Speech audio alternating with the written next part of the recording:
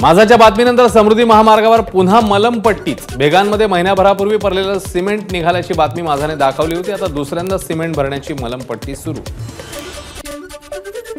बीडच्या धुमाळवाडीमध्ये मनोज जरांगेंचा नदीच्या पाण्यातनं गाडी घालत जीवघेणा प्रवास। पुरामुळे पूल वाहून गेलेला असतानाही जरांगेंचं धाडस। मनोज जरांगे 1 सप्टेंबरला राजकोटला जाणार। छत्रपती शिवाजी महाराजांच्या कोसळलेल्या पुतळ्याची करणार पाहणी। तर शिवरायांच्या कोसळलेल्या पुतळ्याबाबत कुणीही राजकारण करू नये, जरांगे यांचं आवाहन।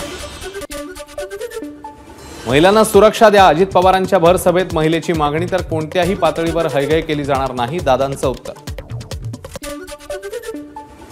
नांदेडच्या किनवट तालुक्यातील निचपूर गावात उपसरपंचासह ग्रामपंचायत सदस्यांचं 9 जुलैपासून उपोषण। विकासाच्या नावाखाली लाखो रुपये घेतल्याचा आरोप। दोषींवर तात्काळ कारवाईची उपोषणकर्त्यांची मागणी।